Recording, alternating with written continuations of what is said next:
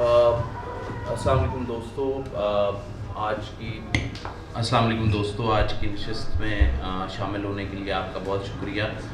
یہ talk series چائے لوگ کا ایک انیشیٹو ہے جس میں پاکستان کی بدلتی ہوئی سیاسی اور سماجی جو حالات ہیں اس کے اوپر تبصرہ کرنے کے لیے، اس کے اوپر بات کرنے کے لیے، اس کا جائزہ لینے کے لیے ہم آتے ہیں۔ اس سیشن میں جیسے کہ آپ کو معلوم ہے، اور ہمارے ساتھ یہ بھی میں ساتھ بتاتا چلوں کہ یہ ایک سیشن جو ہے ہمارا فیس بک پر اور انسٹا پر لائیو بھی جا رہا ہے، تو آپ سب دوستوں کا جو کہ فیس بک پر ہمارے ساتھ ہیں، آپ کا بھی بہت شکریہ۔ پاکستان کے اندر جیسا کہ آپ جانتے ہیں، کریکولم کے حوالے سے ایک بہت لمبی بحث ہے کریکولم ریفارمز کے اوپر، تو آج کی نشست اسی سلسلے کی ایک کڑی ہے، اور ہمارا ساتھ دے رہے ہیں ڈاکٹر پرویز اوت بھائی۔ بڑا تفصیلی ان کا تعارف کرا دیا حسن نے۔ ڈاکٹر صاحب ویسے تو فزسسٹ ہیں، لیکن آپ کی پاکستان کے سیاسی اور سماجی جو تبدیلیاں ہیں ان پر بہت گہری نظر ہے، آپ کے کالمز ہمیں پڑھنے کو ملتے ہیں۔ ڈاکٹر صاحب بہت شکریہ ہمیں جوائن کرنے کے لیے، تھینک یو سو مچ۔ میں گفتگو کا آغاز کروں گا کہ پاکستان میں جو کریکولم ریفارم ہے یا اوورآل جو کریکولم ہے اس کی ایک بنیادی مقصد اس کا اسکل امپارٹمنٹ ہے، اس کا بنیادی مقصد لرننگ کو انہانس کرنا ہے۔ آپ چونکہ تدریس کے شعبے سے اتنے لمبے عرصے سے وابستہ ہیں، بڑے بڑے اداروں میں آپ نے پڑھایا، خود آپ ایک بڑے ادارے سے آپ کا تعلق ہے، تو آپ ہمیں یہ بتائیے کہ پاکستانی جو کریکولم ہے وہ کس طرح سے، اگر ہم اس کو کمپیریزن کریں اس کا انٹرنیشنل سٹینڈرڈز کے ساتھ، تو کس حد تک ہمیں کامیاب ہوتے ہوئے دکھائی دیتا ہے in terms of learning enhancement of students, of young people, and also in terms of skill impartment. Skill impartment اور لرننگ انہانسمنٹ ہونا تو چاہیے ایک نصاب کا مقصد، لیکن زیادہ زور یہاں اس پر ہے کہ ذہن سازی کی جائے اور ایک ایسا ذہن تیار کیا جائے جو سوال نہ کرے، جو مانے اور جو ریاست کی ہر بات کو قبول کرے، اسے پوچھے بغیر، اس سے للکارے بغیر۔ تو اس میں ہم بہت کامیاب ہوئے ہیں، کیونکہ یہاں میں دیکھتا ہوں کہ جو کالج اور یونیورسٹی کے طلباء طالبات ہیں ان میں سوال کرنے کی عادت بالکل نہیں ہے، اور اگرچہ جو دوسرے مضامین ہیں، میرا مطلب کہ سائنس اور جغرافیہ اور انگلش وغیرہ، وہ تقریباً ویسے ہی ہیں جیسے باہر کی دنیا میں ہیں، لیکن جس طرح سے وہ نصاب پر عمل کیا جاتا ہے وہ بہت مختلف ہے۔ تو میرے خیال میں، یا کم از کم جو میں نے دیکھا ہے، اس میں یہ ہے کہ مقصد یہ نہیں ہے جو آپ کہہ رہے ہیں، مقصد ایک ایسا ذہن بنانا ہے جو تابع رہے، ٹیچر کے تابع رہے اور ایک نظریے کے تابع رہے، اس سے من و عن قبول کرے۔ اب اس کا نتیجہ ہمارے سامنے ہے کہ یہاں سائنس کے شعبے میں اب 70 سال گزر گئے، لیکن بہت کم ہم نے حاصل کیا ہے۔ میں کہوں گا کہ ہاں ضرور کچھ تو کیا ہے، آخر یہاں سے اسٹوڈنٹس نکلے ہیں اور جنہوں نے پھر آگے جا کے بڑا کمال دکھایا ہے، لیکن وہ آٹے میں نمک کے برابر ہیں۔ اگر ہم اپنا مقابلہ کریں ایران کے ساتھ یا انڈیا کے ساتھ یا آج کل بنگلہ دیش کے ساتھ بھی، تو پاکستان ان شعبوں میں بہت بہت پیچھے رہ گیا ہے۔ لہٰذا سکلز کے اعتبار سے، لرننگ آؤٹ کمز کے اعتبار سے ہمیں بہت کچھ باقی کرنا ہے۔ ٹھیک، تو آپ کے خیال میں ڈاکٹر صاحب کیا کریکولم، ظاہر ہے کریکولم کچھ ایک سنگولر چیز نہیں ہے، کریکولم کے ساتھ ایک پیڈاگوجیکل ایک پورا ایک وہ بھی سکل ہے، کریکولم کے ساتھ ٹیچرز ٹریننگ کا ایک بہت امپورٹنٹ اسپیکٹ ہے۔ ظاہر ہے کہ کریکولم صرف کتابیں خود سے تو بچے نہیں پڑھیں گے، تو ذرا مجموعی طور پہ اس سارے عمل کے اوپر روشنی ڈالیے کہ پاکستان میں آپ کو کس طرح سے یہ دیکھتے ہیں کہ ایک تو آپ نے کہا کہ ایک نظریے کے تابع ہو رہے ہیں، ٹھیک ہے، لیکن کریکولم کو اگر ہم جوڑیں ان سارے پروسیس کے ساتھ تو پھر ہمیں کیا تصویر ہمارے سامنے بنتی ہے؟ جی ٹھیک بات ہے آپ کی. نصاب ایک حصہ ہے پورے تعلیمی عمل کا. نصاب کے علاوہ نصابی کتب ہیں، ٹیکسٹ بکس. اب آپ نصاب میں کچھ بھی لکھ سکتے ہیں، لیکن اگر ٹیکسٹ بک اس کے مطابق نہ ہو اور اگر وہ دلچسپ نہ ہو، اگر وہ صحیح نہ ہو، اگر وہ پرکشش نہ ہو، تو پھر تعلیم کا مقصد رہ جاتا. اب آپ دیکھ لیجئے کہ ایک ہی نصاب سے بہت مختلف قسم کی کتابیں لکھی گئی ہیں. آپ جو سندھ ٹیکسٹ بک بورڈ کی کتابیں ہیں، اور میں کچھ وقت کے لیے سندھ ایجوکیشن کمیٹی میں کا ایک رکن تھا، ٹھیک، انہوں نے مجھے کچھ کتابیں بھی بھیجی تھیں اور کہا تھا کہ آپ اس کے اوپر اپنی رائے دیں. تو جب میں نے وہ صفحے پلٹے تو مجھے ایک ہی خیال آیا کہ کس طرح سے ان کتابوں کو ضائع کیا جا سکے. یہ تو پڑھانے کے قابل نہیں ہے، پڑھنے کے قابل نہیں ہے. وہ اسٹوڈنٹس جو انہیں پڑھیں گے انہیں تو اس مضمون سے تا حیات نفرت ہو جائے گی. اس کے برعکس اگر آپ اسی نصاب کو لے کر کوئی اچھے پبلشر کی طرف جائیں گے، آکسفورڈ یونیورسٹی پریس کی کتابیں عام ہیں، خیر ایک وہ نہیں ہے دنیا جہاں میں. سنگاپور میں جو کتابیں چلتی ہیں آپ صفحے ان کے پلٹیں تو دل چاہے گا آپ کا کہ آپ خود پڑھتے چلے جائیں. یہ کتابیں ایسی ہیں کہ بس دل چاہتا ہے کہ بس کتاب بند کر کے پھینکا جائے. اچھا، لیکن یہ تو نصابی کتب کی بات ہے. ٹھیک. آپ نے ٹیچرز کی تربیت کی بات بہت ضروری ہے، کیونکہ ہمارے اکثر و بیشتر ٹیچرز اسکول کی سطح پر وہ پرابلمز حل نہیں کر سکتے جو اس ٹیکسٹ بک کے آخر میں دیے ہوئے، اس لیے کہ وہ ایک رٹے کے نظام سے نکلے ہیں. وہ خود اس چیزوں کی سمجھ نہیں رکھتے، تو پھر وہ کیسے سمجھائیں گے بچوں کو. اب ان کی تربیت کرنی ہے، ان کو ٹرین کرنا ہے، ان میں درجہ بندی کرنی ہے. اب افسوس کی بات یہ کہ بہت سارے ٹیچر تو ایسے ہوتے ہیں جو رشوتوں سے بھرتی ہوتے ہیں. ایک زمانہ تھا جب M.A کو اگر آپ 50,000 دیں تو ہو جاتا تھا. اب سنا کہ بھاؤ بڑھ گیا ہے، کچھ لاکھ کے قریب ہو گیا. خیر وہ انفلیشن سے ایسے ہی ہوتا. جو سب سے اہم بات ہے وہ ہے امتحانات.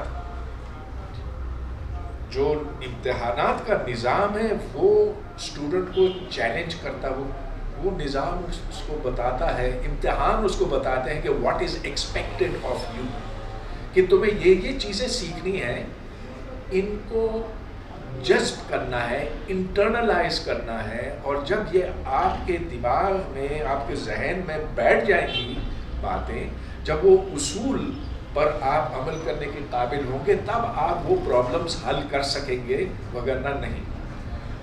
اب ہوتا یہ ہے کہ ہمارے امتحانات میں صرف حافظے کو ٹیسٹ کیا جاتا ہے، صرف یہ دیکھا جاتا ہے کہ آپ نے کتنا یاد کیا، رٹا کیسے لگایا ہے. اور یہ صرف اسکول کی سطح پر نہیں، جیسے جیسے آپ اوپر چڑھتے جاتے ہیں ویسے ویسے یہ اور نظر آتا ہے. جو یونیورسٹیوں کا حال ہے، جو کالجوں کا حال ہے، اس سے چوپٹ تعلیمی نظام شاید ساری دنیا میں نہ ہو جتنا گندا، جتنا بیکار پاکستان کا تعلیمی نظام ہے. تو ہم ڈاکٹر صاحب اس میں یوں کہہ سکتے ہیں کہ we have a bad education policy, یا ہم اس کو کسی بدنیتی کا عنصر بھی اس میں شامل ہے؟ اچھا سوال ہے. Is it a question of policy? اگر آپ پالیسی بدل دیں گے تو کیا یہ چیز بدل جائے گی؟ نہیں. 7 ہیں یا 8 ہیں مختلف ایجوکیشن پالیسیز جو سن 47 سے آج تک بنی ہیں. اب مسئلہ یہ ہے کہ آپ لکھ تو دیں گے کہ ایسا ہو ایسا ہو ایسا ہو، نصاب بھی آپ بنا لیں گے، لیکن جو باقی چیزیں ہیں اگر وہ ساتھ ساتھ نہ ڈیولپ کی جائے تو پھر ان پالیسیوں کا کوئی فائدہ نہیں. اب ویسے جو پچھلی پالیسیاں تھیں، اب جیسے 2006 کی ہے مشرف کے زمانے کی، ناٹ بیڈ سے دیکھو جو اس سے پہلے پالیسیاں تھیں ان میں تو کوٹ کوٹ کے تعصب اور نفرت بھرا گیا تھا، تو 2006 میں وہ ذرا ہلکا کر دیا گیا. آخر ہوا یہ سب کچھ کے نتیجے میں کہ جو ہمارے ایمان سے سرشار تھے وہ نکلے، انہوں نے فوجیوں کے گلے کاٹنے لگے. تو اس کے بعد پھر تھوڑا سا خوف آ گیا کہ یہ جو اتنا زیادہ ہم اسلام ڈال رہے ہیں، اس میں اتنے جو جہادی پیدا کر رہے ہیں، آخر وہ آ کر اب سانپوں کو آپ پالیں تو سانپ آ کر کسی دن آپ کو ڈس لیں گے. تو تھوڑا انہوں نے ہلکا کر دیا تھا. جو نفرتیں ہیں، مذہبی منافرت ہے، جو دوسری قوموں کے خلاف نفرتیں ہیں، وہ ذرا ہلکا کر دیا تھا. ٹھیک 2006 کے. اچھا ڈاکٹر صاحب ایک سوال آپ سے یہ ہے کہ ہم دنیا کی اگر ہم تاریخ کا جائزہ لیں، جو آپ نے پہلے ایک بات کی کہ جس میں کریکولم کی آڑ میں بہت زیادہ ہم نے دیکھا کہ ایک اسٹیٹ کی جو پالیسی ہے اس کو پروپیگیٹ کیا گیا، اس کو پروموٹ کیا گیا، خاص قسم کی پالیسی جس کے بارے میں آپ لکھتے بھی رہے، جس کے بارے میں آپ نے بہت بولا بھی مختلف فورمز کے اوپر. تو اگر ہم تاریخ کا تھوڑا سا جائزہ لیں تو ہمیں یہ نظر آتا ہے ڈاکٹر صاحب کہ دنیا میں نیشن بلڈنگ کا جو پروسیس ہے اس کے اندر کریکولم کا ایک مطلب اس کو ایز این انسٹرومنٹ استعمال کیا گیا. ہم افریقہ کی ایگزامپلس لیں، ہم یورپ کی ایگزامپلس لیں، ہم ایشیا کے مختلف ممالک کی ایگزامپل لیں، تو کیا وٹ وینٹ رانگ کہ نیشن بلڈنگ میں یہ جو کریکولم ہے یہ سوشل کوہیشن پیدا کرنے کے بجائے، لوگوں کو قریب کرنے کے بجائے اس نے زیادہ ڈویژنز کریٹ کی سوسائٹی کے اندر، جن کا آپ نے ابھی ذکر کیا؟ بہت اچھا سوال ہے. دنیا کی ہر حکومت، دنیا کی ہر ریاست تعلیم کو استعمال کرتی ہے ایک قومیت کا احساس دلانے کے لیے، اور اس طرح سے آپس میں جوڑ بنتا ہے، اتحاد بنتا ہے. لیکن یہ جو ہمیں تعلیم دی جا رہی ہے اس کا الٹا اثر ہوتا ہے، اس لیے کہ ہم یہ کہتے ہیں کہ بس ایک ہی چیز جو ہے جو ہمیں جوڑ کے رکھ سکتی، اور وہ ہے اسلام. ہمیں اس سے قطعاً کوئی غرض نہیں کہ یہاں پر صوبے ہیں، یہاں پر مختلف تہذیبیں ہیں، مختلف ثقافتیں ہیں، کہ پاکستان ان کا جوڑ ہے. ہم کہتے ہیں نہیں، بس دو قومی نظریہ، ایک قوم وہ، ایک قوم ہم. تو بلوچ بھی ویسے ہی ہے، وہی سوچ رکھتا ہے، اس کی بھی ویسی ہی تاریخ ہے، بلکہ تاریخ کی بات ہی نہیں کرنی، تاریخ کی کوئی اہمیت نہیں، ثقافت کی کوئی اہمیت نہیں، زبان کی کوئی اہمیت نہیں. بس ایک ہی چیز سامنے رکھو، اور وہ یہ کہ ہم سب مسلمان ہیں. ارے بھائی، اگر ہم اگر مسلمان ہونا کافی ہوتا تو بنگلہ دیش ہم سے کبھی علیحدہ نہ ہوتا. آج پاکستان کے صوبے بیزار بیٹھے ہوئے ہیں، وہ کہتے ہیں کہ پنجاب ہم پر حکمرانی کرتا، اور جو سارا نصاب ہے وہ پنجاب میں بنتا ہے. اب پنجاب اگر ہر چیز یہ طے کرے گا تو پھر آپ کیسے ہی امید کر سکتے ہیں کہ پاکستان کے اندر یکجہتی پیدا ہوگی. اب آپ انڈیا دیکھ لیجئے، اور انڈیا میں بھی اب ایک نیا قومی نصاب بنا ہے، اور انڈیا میں یہاں 4 صوبے ہیں، ادھر کتنے ہیں، 13 ہیں، 14 ہیں، اور وہاں جو زبانیں ہیں وہ صرف 6-7 نہیں جیسا کہ پاکستان میں ہے. وہاں تو 35 آفیشل سرکاری زبانیں ہیں، اور اگر آپ ڈائلیکٹ شامل کریں تو کوئی 300 کے قریب ہیں. اب انہوں نے ایک لینگویج پالیسی بنائی، اور ایک ایسی پالیسی بنائی کہ جو ہر ریاست ہے انڈیا کی، ہر اسٹیٹ جو ہے وہ خود طے کریں گے کہ یہاں تعلیم کس طرح کی دی جائے. 3 زبانیں ان کو سیکھنی، ان کو 3 زبانوں کا چوائس دیا گیا. ایک آپ مقامی رکھ لیں، اور ایک آپ ہندی رکھ لیں، اور پھر اگر آپ چاہیں تو انگریزی رکھیں.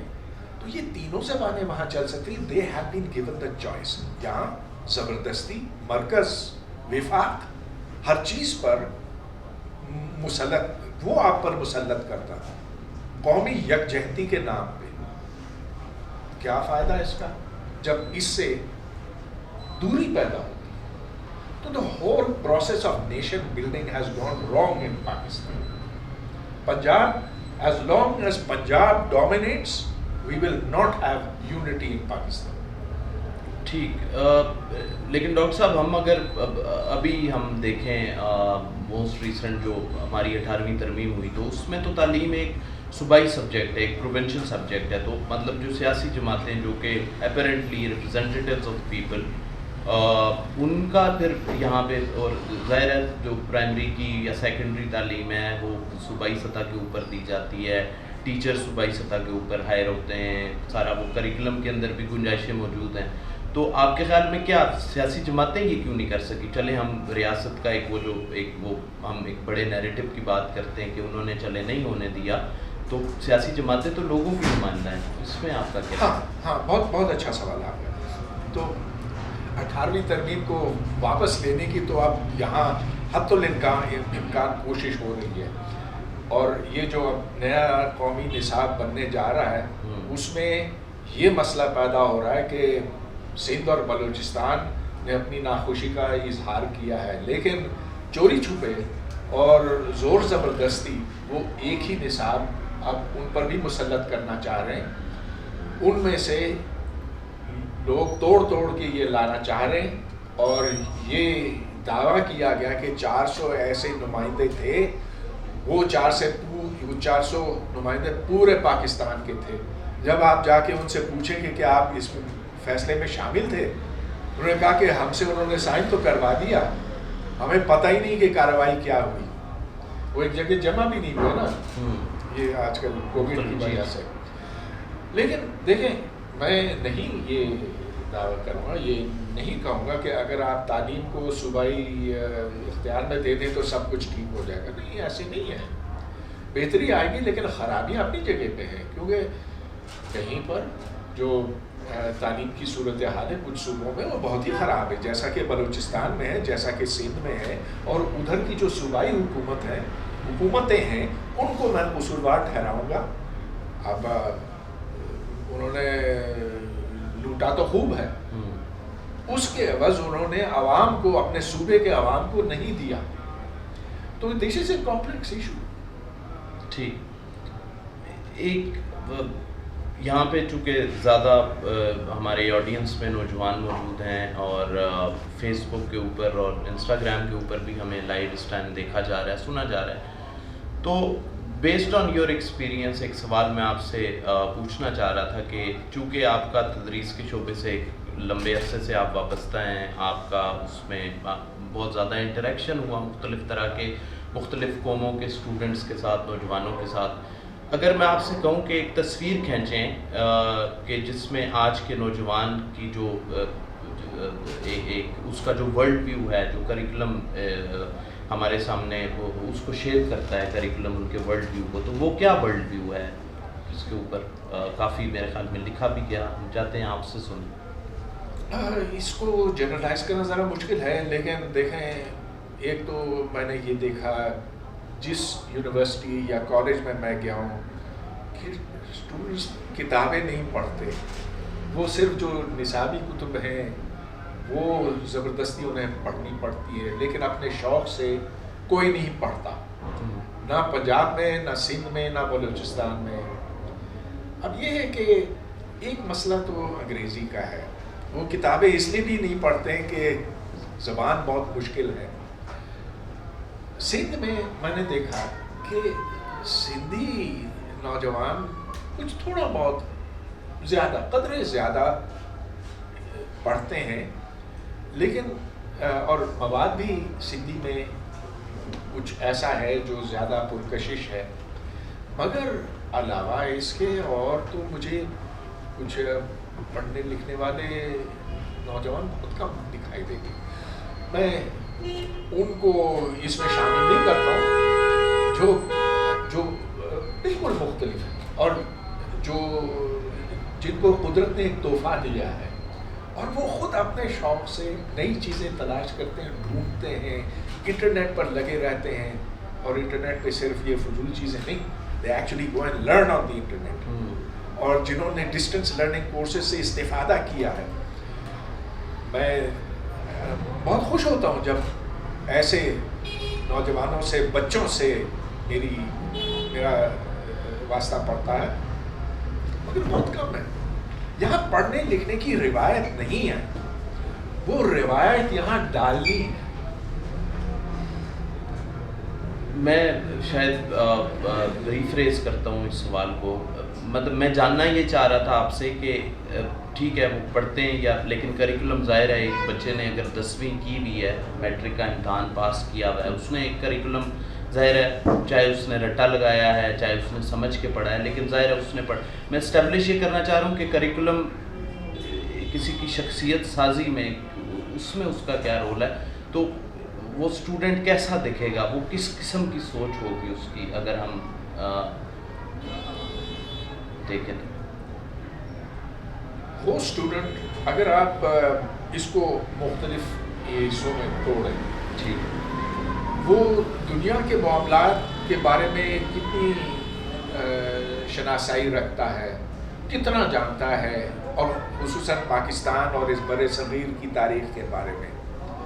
تو اگر آپ ان سے پوچھیں کہ قائد اعظم کس دن پیدا ہوئے, وہ تو بتا دے گا. اگر آپ کو تحریک پاکستان کے بارے میں پوچھیں تو وہ تو جو رٹی ہوئی باتیں وہ بتا دے گا, لیکن اس سے آگے اس کی سمجھ بہت کم.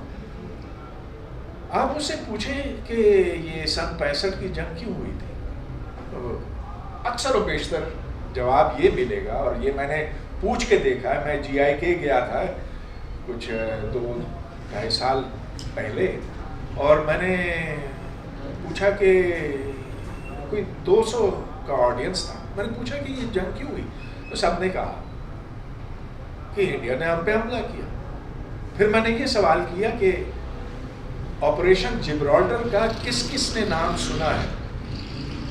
اب وہ آپریشن جبرالٹر تو انہوں نے نام ہی نہیں سنا تھا.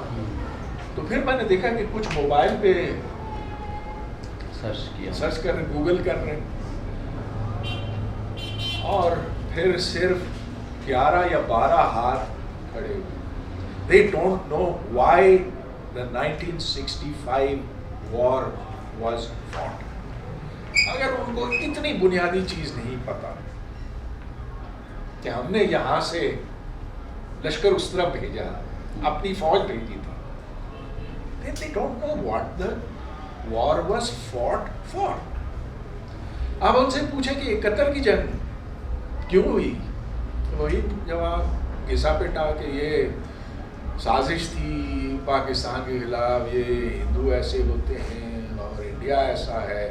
ارے بھائی تمہیں پتا ہے تم کو کیا جھوٹ پڑھایا گیا ہے, what lies you have been fed. کوئی واقعے کے بارے میں, سانحے کے بارے میں پوچھے, یہ اوجڑی کیمپ کا دھماکہ کیوں ہوا تھا, کیسے ہوا تھا, وہ کہتے ہیں یہ اوجڑی کیمپ کیا ہے. It is incredible how ignorant we have kept our youth. ابھی ڈاکٹر صاحب جو کووڈ-19 کا وہ جو پینڈیمک والی جو صورتحال ہم نے دیکھی, اس میں ایک بڑا واضح گلیئرنگ ڈسپلے ہمیں نظر آیا مسٹرسٹ آن سائنس, کہ ڈاکٹر کووڈ ہے ہی نہیں, ڈاکٹر جو ہیں وہ جھوٹ بول رہے ہیں, لوگ اسپتالوں میں خود سے وہ مار رہے ہیں. لاٹس آف کانسپریسی تھیریز ہمیں دیکھنے کو ملی, سننے کو ملی. تو کیا یہ آپ کے خیال میں یہ وہ جو شخصیت سازی ہے ایک طالب علم کی, کیا یہ اس میں کنٹریبیوٹ کرتا ہے کہ وہ سائنسی تعلیم اس طرح کی اس کو نہیں دی جا رہی, جس کی وجہ سے اس کا مسٹرسٹ ہے سائنس کے اوپر؟ سائنس کو ہم صرف دو رویے ہیں یہاں پہ. سائنس بس کوئی فارمولوں کا ڈھیر ہے, ڈائیگرام ہے, یہ ساری چیزیں ہیں جو ہمیں رٹنی ہیں امتحان سے پہلے اور پھر اس وقت اگل دینا ہے. تو ایک تو یہ کہ انتہائی خشک بیکار چیز ہے, اس کا ہمارے روزمرہ کی زندگی سے کیا تعلق. جو آپ کا فون ہے, جو سیٹلائٹ ہے وغیرہ, وہ تو ویسے ہی مل جائے گا ہمیں, وہ تو ہمیں بنا کے دیں گے, ہمیں کیا ضرورت ان چیزوں میں پڑھنے کی. ایک تو یہ کہ سائنس ہمارے بس کی بات نہیں ہے، ہمارے لیے پرائرٹی نہیں ہے، لیکن جو سب سے بڑی بات ہے، ہم سائنسی سوچ کو، سائنسی طرز فکر کو نہیں مانتے. ہم کہتے ہیں کہ جو دیا ہوا ہے وہ جو اوپر سے نازل ہے، جو آسمانی کتابوں میں درج ہے، سچائی اسی میں تلاش کرو. ہر جواب آپ کو قرآن پاک سے مل سکتا ہے. ڈھونڈے پھر یہ سائنس کی ساری چیزیں چھوڑیں. اب ہمارے مولانا طارق جمیل ہیں، جانتے نا؟ جی. وہ ہر مرض کا علاج بتاتے ہیں کہ اجوا کا کھجور، اجوا کھجور سے آپ کینسر تک ٹھیک کر سکتے ہیں. اب ان کو دل میں کچھ تکلیف ہوئی تو بھاگے اسپتال. وہاں MRI کے ذریعے سے پتا چلا کہ آرٹریز بلاک ہیں. MRI magnetic resonance imaging. پھر ان کو سٹینٹ ڈالا، اور یہ سب کچھ ان مشینوں سے جو گورے بناتے ہیں. تب ان کو اجوا کی کھجور. ٹھیک ہے، ہم یہ لوگوں کو بیوقوف بنانا تو بہت آسان ہے. وہ تو آپ کرتے رہو، تو ہم کرتے رہتے، وہ تو ہماری عادت ہے. لیکن ڈاکٹر صاحب یوں بھی اس کو اگر دیکھیں ہم، جو بھی سنگل نیشنل کریکولم کی بات ہوئی، اس کے اوپر ہم نے دیکھا کہ بڑے اعلیٰ تعلیم یافتہ بڑے اداروں سے لوگ آئے. ہارورڈ یونیورسٹی، ظاہر ہے ہارورڈ یونیورسٹی یا MIT، یہ دنیا کے بڑے ادارے ہیں. ان کے اندر وہاں سے ٹرینڈ لوگ آئے. انہوں نے ایک اس کے لیے اکٹھے ہوئے. آپ نے ذکر کیا جی 400 لوگ. اور انہوں نے ایک فیصلہ کیا کہ چونکہ ایک اسلامی ملک ہے، ایک ہمیشہ سے بات ہوتی رہی کہ جی مدرسہ کے جو اسٹوڈنٹس ہیں ان کو مین اسٹریم کرنے کی ضرورت ہے. تو اگر ان کو اس ایک نصاب کے اندر اگر مین اسٹریم تعلیمی حوالوں سے اگر کیا جا رہا ہے تو اس میں کیا پرابلم کیا آپ کو دکھتی ہے؟ مدارس کی اصلاح کی ہم نے بڑی کوشش کی. یہ 2002 کے بعد سے اس پر بڑا غور و خوض کیا گیا، بڑا روپیہ خرچ کیا گیا. اس سے کچھ حاصل نہیں ہوا، کیونکہ مدارس کا یہ کہنا تھا کہ ہمیں تو اس تعلیم کی ضرورت نہیں، ہمارے پاس ایک ہی کتاب ہے، بس وہ کافی ہے، تو بس ہمیں اور آگے دیکھنے کی ضرورت نہیں. خیر، ان کو پھر حکومت نے یہ لارا دیا. مشرف کے زمانے کی بات ہے، مشرف اس میں ناکام ہوا. اس سے تھوڑا آگے چلے 2 4 7 8 سال، تو انہوں نے زبردستی پھر سائنس پڑھانا شروع کیا. کمپیوٹرز بھی آ گئے، مگر سوچ وہی رہی کہ بس یہ جو کچھ کتابوں میں بند ہے، چلو یہ آسمانی کتاب نہیں ہے، یہ ادھر لکھی ہوئی کتاب ہے، لیکن جو کچھ ہے اسے بس حفظ کر لو اور پاس ہو جاؤ گے. اچھا، اب مسئلہ یہ بن رہا ہے کہ مدارس کی سوچ تو یہ ہے. اب وہ تو کہتے ہیں کہ ہم اپنی سوچ نہیں بدلیں گے، آپ اپنی بدلیں. تو حکومت پاکستان، عمران PTI کی حکومت نے کہا ٹھیک ہے، ہم ایسے کرتے ہیں کہ اپنے جو دوسرے سکول ہیں، جو پبلک سکول ہیں، ان کو ہم نیچے لے کر آتے ہیں، ان کو اس طرز پر لاتے ہیں کہ اب جوڑ بن جائے ان کے ساتھ. اب میں کہتا ہوں کہ ویسے ہی یہاں رٹے کا نظام تھا، ویسے ہی یہاں ہم ہر چیز کے اندر مذہب ڈالتے ہیں، تو اب یہ زیادہ ہونے لگے. اور تو اگر ہم آپ سے یہ پوچھیں کہ ہمیں کوئی، بے شک ایک بڑا جنیرک سا سوال ہے، لیکن کریکولم ریفارمز پھر اگر ہوں تو وہ کیسے ہوں، کس قسم کا نصاب ہو، کیا اس کے اندر بنیادی چیزیں ہیں جن کا خیال رکھا جائے، پریکاشنز کیا لیے جائیں، اس کی اسٹریٹجی کیا ہونی چاہیے؟ یہ آسان چیز ہے، آپ بالکل وہی کریں جو باقی دنیا کرتی ہے، جو ہانگ کانگ میں ہے، جو بنگلہ دیش میں ہے، جو انڈیا میں، جو سری لنکا میں ہے، جو ایران میں ہے. آپ ان کو تعلیم کا سب سے پہلے آپ مقصد معلوم ہونا چاہیے دنیاوی تعلیم کا مقصد ہے کہ آپ کو اس دنیا کے کاموں کے لیے تیار کیا جائے. جو آپ نے شروع میں کہا نا، اسکل ڈیولپمنٹ اور learning outcome, learning enhancement, اس کی طرف زور دیا جائے. تو جہاں تک نصاب کا تعلق ہے، آپ انٹرنیٹ پر جائیں اس وقت اور دیکھیں کہ ادھر کیا پڑھایا جاتا ہے، ادھر کیا پڑھایا جاتا ہے، ادھر کیا پڑھایا جاتا ہے. آپ کو تقریباً ایک ہی جیسا نصاب ملے گا، فزکس میں، میتھس میں، بایولوجی میں، کیمسٹری میں، جیوگرافی میں، وغیرہ وغیرہ. اس لیے کہ آخر پانی، کیمسٹری لیجئے، پانی H2O ہے نا. اب پاکستان میں کوئی خاص قسم کا پانی تو نہیں ہے، یہ بھی 2 ہائیڈروجن اور 1 آکسیجن سے بنتا ہے. جو ریاضی کے اصول ہیں وہ ویسے ہی ہے یہاں پہ جیسا کہ وہاں ہے. تو یہاں نصاب بنا تو کوئی مسئلہ ہی نہیں نا. مسئلہ تب بنتا ہے جب آپ کو ریاست کے نظریے کے ساتھ جوڑ بنانا ہے. اب ہماری ریاست یہ کہتی ہے کہ ہر چیز جو ہے اسلام سے نکلتی ہے. اب پھر کر لیجیے. ضیاء الحق نے تو یہ کہا، جب اس نے یہ کہا کہ اب جتنے بھی مضامین ہیں ان سب کو اسلام کے ساتھ نتھی کرنا ہے، تو سائنس بھی اس ریلے میں آ گئی. یہاں تک کہ یہاں اسلام آباد میں ایک ہے انسٹیٹیوٹ فار پالیسی اسٹڈیز جو جماعت اسلامی کے تحت ہے، اور انہوں نے بہت سی ہدایات جاری کی، بلکہ کتابیں جاری کی.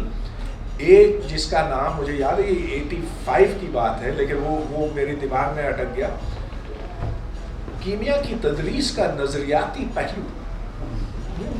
اچھا، نظریاتی پہلو یہ کہ آپ یہ بچوں کو نہ پڑھائیں کہ ہائیڈروجن اور آکسیجن کے ملاپ سے پانی بنتا ہے.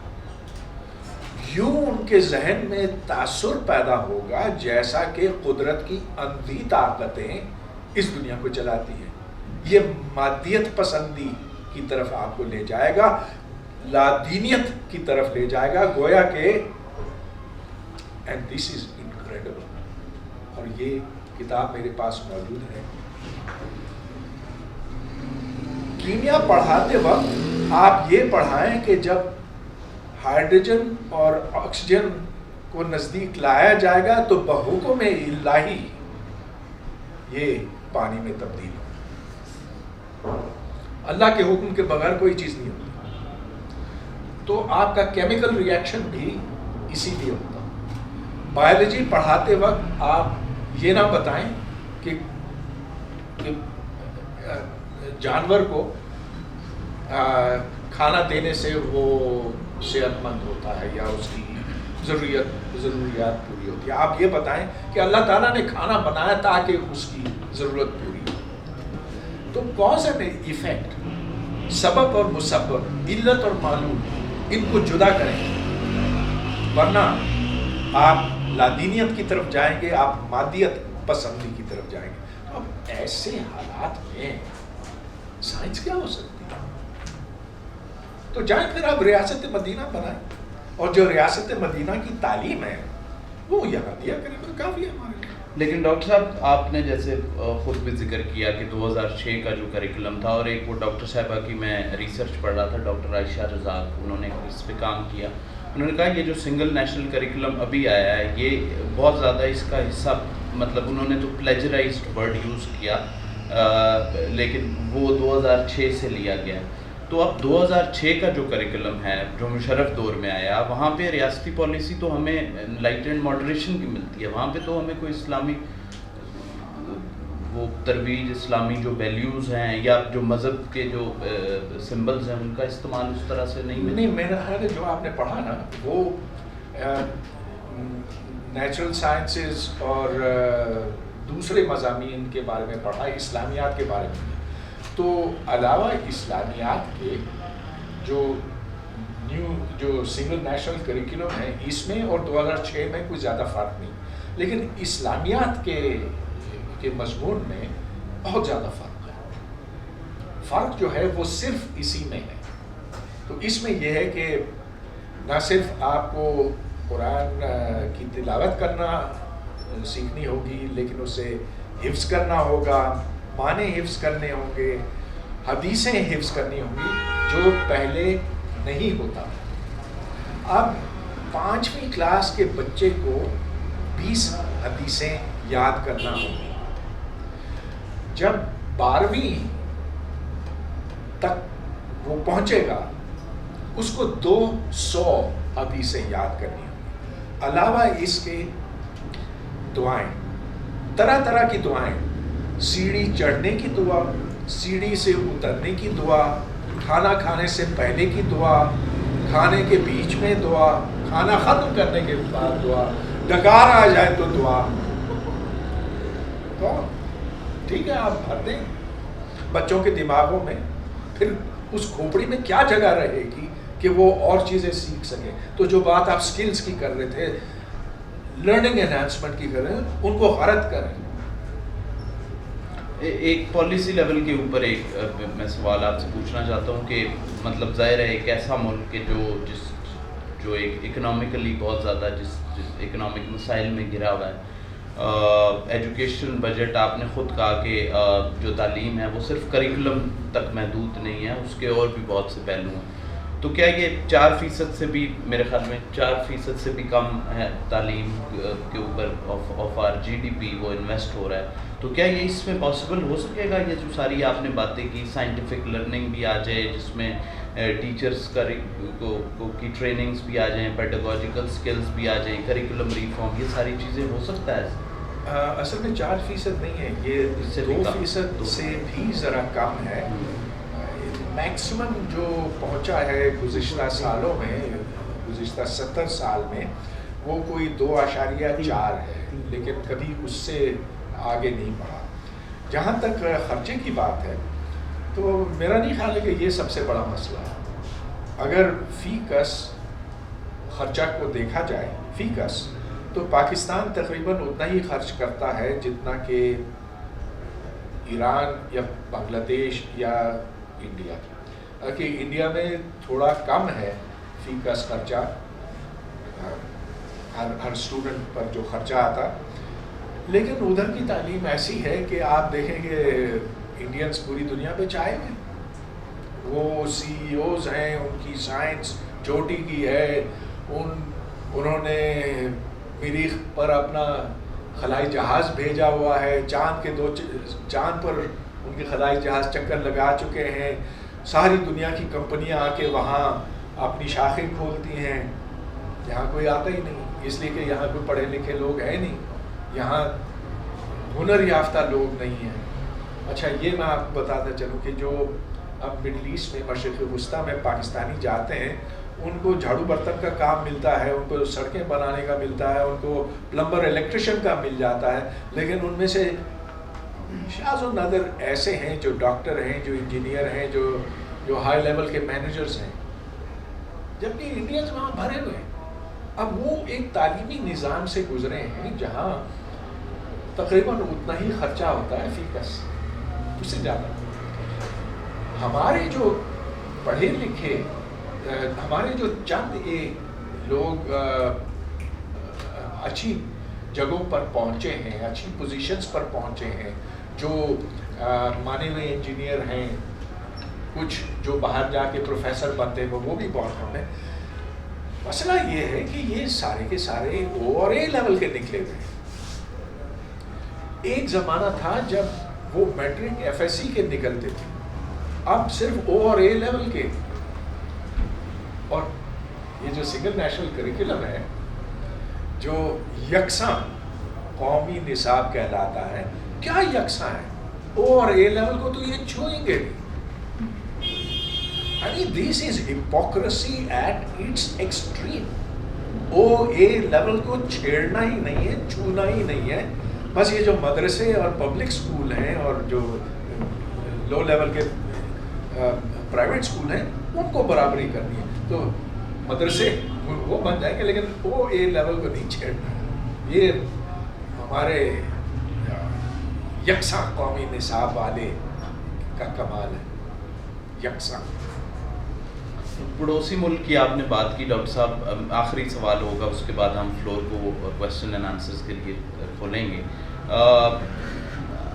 ہم اگر انڈیا کی صورتحال دیکھیں تو وہاں پہ بھی شدت پسندی اسی طرح سے بڑھ رہی ہے جو کہ جس طرح سے پاکستانی معاشرے میں ہمیں نظر آتی ہے. وہاں پر بھی قدامت پسندی، وہاں پر بھی یہ ساری جو چیزیں ہمیں یہاں پہ ہم نے ایکسپیرینس کی، ہم نے دیکھا، وہ وہاں پہ بھی ہمیں نظر آتی ہیں. تو آپ نے کہا کہ جی بھارت کا جو تعلیمی نظام ہے وہ ہم سے بہتر ہے، شاید وہ اسکل ڈیولپمنٹ کے لیے، لرننگ انہانسمنٹ کے لیے تو شاید بہتر ہوگا، لیکن آئیڈیالوجیکل لیول کے اوپر تو وہاں پہ بھی ایسا کچھ ہو رہا ہے.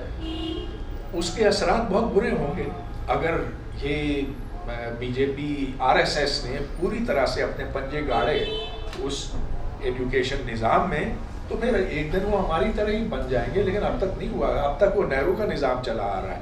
وہ جو انہوں نے سائنس کے میدان میں کمالات دکھائے ہیں وہ مودی کی وجہ سے نہیں ہے، وہ نہرو کی وجہ سے ہے، وہ سیکولرزم کی وجہ سے ہے. اب جہاں تک شدت پسندی کا تعلق ہے، ہاں یہ جو ہمارے بیچارے مسلمانوں کو مارتے ہیں گائے کھانے کے لیے، گائے ذبح کرنے پر، شرمناک بات ہے. لیکن دیکھیں جتنے مسلمان مرے ہیں انڈیا میں، ان کی تعداد کتنی ہوگی آپ مجھے بتائیں. 100 200 500 اس سے زیادہ نہیں نا. 500 تو میں بہت زیادہ بتا رہا ہوں. شاید اس طرح کے واقعات میں 100 کے قریب ہوں گے. کشمیر میں بہت مانے، وہ ایک الگ بات ہے، وہ اس پر ہمیں کسی اور وقت بات کرنی چاہیے. لیکن شدت پسندی نے تو پاکستان کا بیڑا غرق کر دیا تھا. وی لاسٹ 70,000 پیپل. یہ جو جہادی ہمارے مدرسے سے نکلے تھے وہ ہمیں ہی مارتے تھے نا. جو آرمی پبلک اسکول میں بچوں کو مارا گیا وہ سرحد پار سے نہیں آئے تھے، وہ یہیں کی پیدائش ہے، یہیں کے بنے ہوئے لوگ ہیں، یہیں کے مدرسے کے نکلے ہوئے تھے. تو ہم بہت خطرناک کھیل کھیل رہے ہیں. اس مذہبی انتہا پسندی کو فروغ دینے سے ہمیں سیکھ لینا چاہیے. We have lost too much. تو ہم کیوں نہیں سیکھ رہے ڈاکٹر صاحب؟ اس لیے کہ ریاست جو فوج کے ہاتھ میں ہے، ان کا پھر کیا کام رہے گا اگر ہم کشمیر کے معاملے کو ٹھنڈا کر دیں. تو کشمیر کے معاملے کو گرم رکھنے کے لیے ان کو جذبہ ایمانی چاہیے.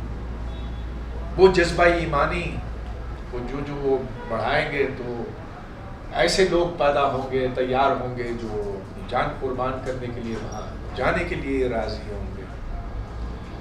اور یوں وہ ہمارا خون گرم رکھتے ہیں، ہمارا ایمان بھی گرم رکھتے ہیں. اور یہ سب کچھ میرا خیال ہے کشمیر کے معاملے کے ساتھ، اس مسئلے کے ساتھ اب نتھی کر دیا گیا. تو مجھے کوئی بہت زیادہ امید نظر نہیں آتی. بس یہ کہ ایک FATF ہے جس نے ہمیں تھوڑا سا ٹھنڈا کرایا ہوا ہے، وہ اگر دباؤ نہ ہوتا تو آج یہ جہادی اسی طرح سے دندناتے پھرتے، پورے پاکستان میں بم کے دھماکے کرتے. اور ویسے یہ پوری طرح سے رکا نہیں ہے. اب آپ دیکھ رہے ہیں کہ ابھی اس پچھلے 1 مہینے میں کتنی وارداتیں ہوئیں، کتنے اس طرح کے واقعات ہوئے. ٹھیک ڈاکٹر صاحب، بہت شکریہ اس ساری کانورسیشن کے لیے. Now I will open the floor for question and answers. We can probably have questions from Facebook live سے. نہیں، اچھا ٹھیک ہے، please. Is it okay if I take like a bit longer to express my opinion? It's going to be more of a comment than a question. I hope. Yeah, sure. So I'd like to start by saying that I'm a major fan. I've followed your work for the longest time, like since I was little. I'd see you on interviews and I'd read your articles. And you know, like the emotional journey that you've had of trying to correct Pakistanis in this course that they're taking place. But I found it very relatable, from you being calm and rational and like trying to reason with them, to you know that notorious Waqar, what was his name, water car incident. I remember seeing, I was absolutely infuriated to see that episode, and I could see that you were infuriated as well, and I was like, that is so relatable. I think I was too angry that day. I remember. I was extremely angry as well. And I was like, you know, that's the appropriate emotional response, very honestly speaking. And then the recent drama with, you know, like them persecuting you, first in Qaeda University and then in LUMS and then in FCC, it was extremely distressing to say the least. Extremely distressing. And, you know, it's just, I'm not sure where we're going, where we're headed. Like, if something like this can happen to a man of your stature, then who among us is safe? You know, that's a valid question. कि अगर वो आपको नहीं छोड़ रहे तो फिर हम बाकियों का हमारा क्या चांस है पाकिस्तान के लिए? And it's also very distressing to see that Pakistan actually ate your mentor alive, and they're still not admitting that they have made a major mistake. You know, even when I go on the internet, there is anytime there is an article that you publish, there is so much vitriol in the comment section. It is astounding. I'll also narrate like a personal experience. I was attending the seminar, and I mean, I hate to rat him out, but I don't care anymore. So Dr. Asad Zaman came to lecture, and I perceive him as an ally because he is for income, he's against income inequality. Whenever he talks, he always talks about equal distribution of wealth, so he's basically an Islamo-leftist. So I generally perceive him as an ally. And I remember he was talking about academics and scientists in Islamic history. So I got a chance to talk to him, and I went to him and I said that most of the Muslim scientists were basically non-religious, and the Muslims were, you know, what they did to them. You can just read Pervez Gulbor's book. I think it's chapter 5, in which you detail what happened to 5 or 6, 7 Muslim scientists, or what Muslims did to their own scientists. And Dr. Asad Zaman, I kid you not, had the audacity to say that Dr. Pervez Gulbor has discredited himself as a scholar. And I was just furious. I mean, I understood that I was in a social situation where I couldn't do anything. I wanted to choke him to death right there. But I kept quiet. Fine. No, you should stay off violence. I was like, fine. So I come to my question now. The question I want to ask is, I believe that your position on Pakistan's nuclear arms is that we should completely dismantle our nuclear weapons. Is that correct? Okay, first let me say that it really doesn't matter what people say about me. मगर मुझे बड़ा दुख हुआ जब अब्दुल सलाम के चेहरे की तस्वीर पर उन्होंने कालिक लगाई, और मैंने सोचा कि क्या ये लोग कैसे हैं ये अपने आप के पाँव पे कुल्हाड़ी मार. They are discrediting the one major scientist that Pakistan has produced. वो जो इस मिट्टी का है, वो जो इस धरती का है, जो एक उर्दू मीडियम स्कूल में पढ़ के फिर साइंस की चोटी पर पहुंचा. अरे तुम्हें शर्म नहीं आती? अच्छा, जहाँ तक न्यूक्लियर वेपन्स का ताल्लुक़ है, मैं कहता हूँ कि सारी दुनिया में ख़त्म होने चाहिए. मैंने कभी ये नहीं कहा है कि सिर्फ पाकिस्तान को अपने एटमी हथियार ख़त्म कर देने चाहिए. ये एक तो ये कि मुमकिन नहीं, और दूसरा ये कि अब जो हालात पैदा हुए हैं, मैं समझता हूँ कि ये ठीक भी नहीं होगा इंडिया को और पाकिस्तान को और चाइना को, क्योंकि हम तीनों का आपस में एक मुकाबला है. खैर चीन तो हमारी तरफ है, लेकिन अब यहाँ पर असलहे की तखफीफ की बात शुरू करनी चाहिए. अब ये मुझे पता है कि कोई आसान काम नहीं है, अब शायद ये मुमकिन भी ना हो, शायद वो वक्त भी गुजर गया हो, लेकिन जिस ज़माने में मैंने एटम बम की भरपूर मुखालिफत की थी, उस वक्त भी मेरा यही इसरार था, global nuclear disarmament. If I can just ask another question. So just please, very brief, because I understand that you're not practicing, but you belong to an Ismaili family. and I'm also non-practicing, but I belong to an Ismaili family as well. So personally, I've faced a lot of discrimination in academia. Because the first, when people look at me, they usually ask me, "Acha Pathan hai, nahi main Pathan hu. Aap GB se, ji main GB se hu. Aap Ismaili honge?" And I'm like, "Ji." And then they're like, "Acha Ismaili to kafir hote hain." I'm like, "Thank you for informing me." Mujhe nahi pata tha. So I was just wondering, have you ever faced discrimination for being, because I'm sure people know that you're from an Ismaili family. So have you ever personally faced discrimination? I wondered. मेरा ख्याल है वो एक छोटी बात होके रह जाती है, क्योंकि जो दूसरी वो इतनी ज़्यादा काबिल एतराज़ है कि I'll request you all to please ask the questions that are relevant to curriculum reforms in Pakistan, because हम डॉक्टर साहब को और बाकी चीज़ों पे सुनते रहते हैं. सबसे पहले अमाद, आपका हाथ खड़ा था, प्लीज़ आप सवाल कीजिए. Please stay very brief. अस्सलाम वालेकुम सर, मेरा नाम इमानुद्दीन है और मैं बेसिकली हूँ स्टेट ऑफ टीरी, शायद आपने नाम सुना हो जी. स्टेट ऑफ टीरी अभी तो स्टेट नहीं है, state of teary, the princely state of Tiri. Back in times it was a state that had utter Kohat and Karak with itself. अभी ये करक का एक छोटा सा गाँव रह गया है. And I'm in Islamabad since past 8 years. I keep shuffling between my home and Islamabad. Sir मेरा क्वेश्चन है बेसिकली ये आजकल जो हम एक पाकिस्तान की इंक्लिनेशन देख रहे हैं टर्की की तरफ या टर्किश एक कल्चर की तरफ, नॉट मैं कल्चर नहीं कहूँगा, लेकिन जो अभी रिसेंटली उनका वो ड्रामा काफ़ी आ रहा था मीडिया पे, और भी बहुत सारे ड्रामे चले हैं, और जिस तरह वो अभी हमें दिखा रहे हैं इर्तुगरुल का और इस टाइप के और जो इंस्टेंसेस हमें नज़र आते हैं. जब मैं छोटा था मेरे स्कूल में, गांव के स्कूल में, हमें अक्सर ये जब बात होती थी तो रशिया के खिलाफ जब बात होती थी तो रूस के, हम पश्तो में कहते हैं सुर काफिर, रेड सुर काफिर, मतलब वो इंतहा लेवल के गिरे हो ये वो. So it was basically that global movement है जो भी आप कहें. क्या हम इसको उस मूवमेंट में ले सकते हैं कि हमारा ये जो पाकिस्तान है ये एक नए एक्सट्रीमिज्म की तरफ बढ़ रहा है, टर्किश उसके अंदर, या लोगों का एक जहन या बच्चों का एक जहन करिकुलम में उस तरफ माइल होगा अगर ये इस तरह के फाइटर्स को हमारे हीरोज़ बनाएंगे जिस तरह हमारी किताबों में होता था. आई स्टिल रिमेंबर ओहर ये वो, तो क्या ये चीज़ उस तरफ लेके जाएगी हमें? मेरा ख्याल है एक्सट्रीमिज्म की ये निशानी नहीं है, ये इनसिक्योरिटी की है, क्योंकि हमें पता नहीं चल रहा है कि हमारी असल शनाख्त है क्या.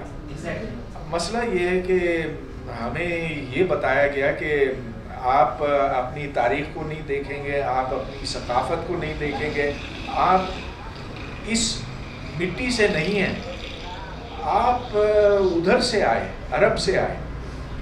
तो इसीलिए हम यहाँ पर हमारी कोशिश ये है कि हम ज़्यादा से ज़्यादा अरब बने. अब आप देखें कि पहले यहाँ लड़कियाँ ठीक ठाक कपड़े पहनती थी, यानी नॉर्मल शलवार कमीज़, अब तो अबाया ही अबाया. अबाया का नाम ही नहीं होता था उर्दू में. जब ये जो लफ्ज़ है ये सिर्फ कोई 15 साल 20 साल पहले आया है, इसे तो कोई जानता ही नहीं था. अब तो अबाया ही है. अल पाकिस्तान के नंबर प्लेट रखते हैं, लगाए जाते हैं. और अब हमें क्योंकि सऊदी अरब से थोड़ी सी कुट्टी हो गई है तो हमारा साथ नहीं दे रहे कश्मीर में, तो अब हम चलें तुर्की की तरफ. अब हर तरफ ये अर्तुगरुल का चर्चा है और उसके स्टैचूज़ बन रहे हैं और क्या कुछ. तो भाई देखो, अगर कोई इस मिट्टी से है तो उसमें कोई ख़राबी नहीं है, अच्छी बात है ना. आखिर हम सब कहीं ना कहीं पैदा हुए, अपना माहौल था, उसको मान लो कि हम इधर के हैं, ये ना कहो कि हम उधर के हैं, कहीं और के हैं. ये ख़राबी है. So we have to get over our insecurities. Please आप सवाल प्लीज़ ब्रीफ रखिएगा ताकि हम ज़्यादा से ज़्यादा सवाल ले लें. कमेंट से गुरेज करें, सवाल बिल्कुल ब्रीफ रखिए.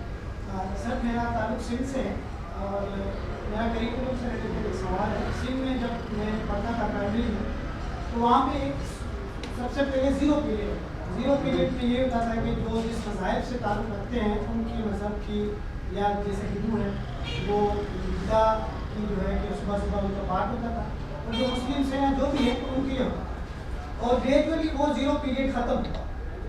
اور سندھ میں نسبتاً جیسے چونکہ میں نے تھوڑا سا پاکستان کے اوور آل دوسرے پروونسز کا جو کریکولم ہے اس کو سندھ سے جب کمپیئر کرتے ہیں تھوڑا بہت اس میں تڑکا ہے سیکولرزم. سندھ کے تھوڑے بہت جو سبجیکٹس ہیں جیسے کہ سندھ میں جو ہے کہ اخلاقیات کے سبجیکٹ انہوں نے انٹروڈیوس کروائے 7ویں 8ویں ایون 9ویں کو. پھر جو کمیشن کے پیپرز ہوتے تھے جو سندھ پبلک سروس کمیشن کے اس میں بھی تھوڑے بہت آپشنز دیتے تھے کہ جو نان مسلم ہیں وہ اسلامیات کی بجائے دوسرے ان کے پاس آپشنز ہوں.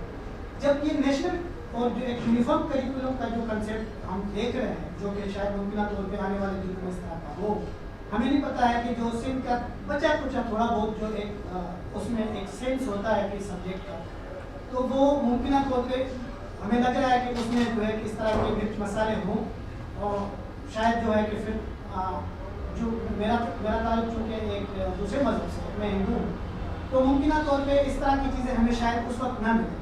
اور جو ہمارے جو بچے ہیں جو ہمارا جو آنے والا نسل ہے, جیسے میں اسلام آباد میں اپنے بچوں کو پڑھا رہا ہوں, مجھے پتہ ہے کہ وہ کس طرح کی ڈسکریمنیشن کا ان کو فیس کرنا پڑتا ہے. ایون ان کے ساتھ کوئی بچے اپنی ڈیسک شیئر کرنے کے لیے تیار نہیں. میں نے بڑی کوشش کی اسکول میں جا کے ان سے, جس پاکستان کی بہترین پرائیویٹ اسکول کی بات ہے جس کا نام ہے نام ہی نہیں رکھا اسکول کا, تو جب میں وہاں پہ ایڈمنسٹریٹر سے جا کے ملا, میں نے کہا یہ میرے بچے جو ہے ان کے ساتھ اس طرح کا ہوتا ہے, تو وہ پہلے ہنسا مسکرایا اور مجھے کہا کہ اب ہم کیا کر سکتے ہیں. میں نے کہا آپ کیا کر سکتے ہیں, میں تو آپ کو فیس دے رہا ہوں, میں نے بہت بھاری بھرکم فیس بھری ہے بچوں کی ایڈمیشن کی, ان کی سیکورٹی کی, ایون پرپز بلٹ اسکول کی. میں نے کہا یہ تو میں نہیں برداشت کر سکتا. آج تو ان کے ساتھ ایسا ہوا ہے, کل کوئی دوسرا مسئلہ ہو جو کہ ہم برداشت نہیں کر سکتے. تو انہوں نے کہا کہ آپ تو ایک ہمارے بچوں کے لیے ایک نئی مخلوق ہے, یعنی کہ آپ یہاں ہمارے بچوں کے لیے ہندو جو ہے کہ انہوں نے پہلی مرتبہ دیکھے. میں آپ سے کہہ رہا ہوں کہ انہوں نے ہمارے اسکول میں کچھ دن پہلے جو ہے کہ دوسرے مذہب کے انہوں نے دوسرے سیکٹ شیعہ کے ساتھ اس طرح کا بہت بڑا مسئلہ ہو گیا تھا. پھر ہم نے جو ہے کہ بہت بڑی مشکل سے اس کو ٹھنڈا کیا اسکول کے ایڈمنسٹریشن کو, ڈائریکٹرس کو بلا کے. تو انہوں نے کہا ہم دیکھتے ہیں لیکن آپ یہ کہ آپ فی الحال اس مسئلے کو یہاں پہ رکھیں. And seriously I was shock کہ میں ان کی اتنی فیس دینے کے باوجود سب کچھ کرنے کے باوجود آئی ہیڈ ٹو چینج مچ.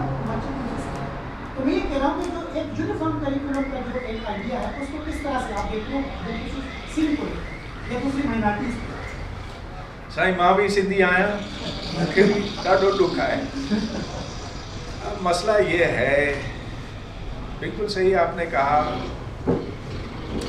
जो जिस मुल्क में मजहबी तासुब, इलाकाई तासुब घुसा हुआ है, उस मुल्क को ठीक किया जा सकता है मगर बड़ा वक्त लगेगा. और हम उस तक तब पहुंच सकेंगे जब हम अपने दलाइल मजबूत कर सकेंगे और अपनी बात दूर तक पहुंचा सकेंगे. ये हमें करना है. जो यहाँ पर अक़लियतों पर गुजरती है, मैं तो बस वो तसव्वुर ही कर सकता हूँ. हिंदू पे इतना बुरा नहीं है जितना कि अहमदियों पर है. वो तो बिल्कुल कूटे गए, मारे गए. आप उनकी हिमायत में आवाज़ बुलंद भी नहीं कर सकते. मगर वो अकेले नहीं हैं. जो क्रिश्चियंस हैं यहाँ पे, मैं जब FC कॉलेज में पढ़ाता था, मेरी क्लास में अगर 40 स्टूडेंट्स हैं, जब मेरे पास उनके नाम सामने आते थे, मुझे पता ही नहीं चलता था कि कौन मुसलमान है कौन क्रिश्चियन है, इसलिए कि उन्होंने अपने नाम भी बदल दिए. तो अब एक ऐसा खौफ का माहौल हो कि माँ बाप अपने बच्चों के नाम ना रख सकते हों, ये कितना बड़ा जुल्म है. अच्छा, जब हम दूसरे मुल्कों में जाते हैं तो चिल्ला चिल्ला कर अपनी बात मनवाते हैं, इतना शोर मचाते हैं कि हम पर जुल्म हुआ है, बराबरी हमें क्यों नहीं मिलती. यहाँ तो हम बराबरी की कभी बात भी नहीं करते, क्योंकि हम कहते हैं कि ये यहाँ पर सिर्फ हमारी बात चलेगी, ये दारुल इस्लाम है, तुम अगर यहाँ पर हो, अगर आप समझते हैं कि ऐसा होना चाहिए तो बाहर भी जाके आप ना मांगे. ڈاکٹر صاحب 2 آخری سوال ہم لیں گے, آپ پلیز بریف رکھیے گا, بعد میں ہم ڈاکٹر صاحب سے. جی آپ ہی.